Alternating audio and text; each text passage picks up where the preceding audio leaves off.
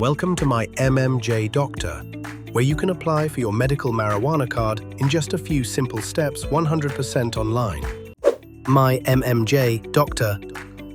Step 1. Select your state and click on Apply Now to open the form.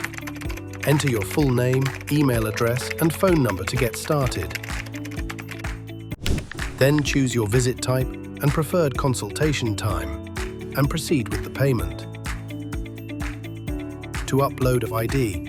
At this step, you'll also be asked to upload a photo. Step 2. Fill out your updated medical history.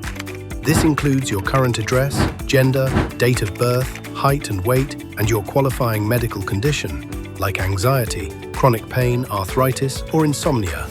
You can also add other relevant details about your health, and if you have any medical records or documents, upload them here to help the doctor better understand your case.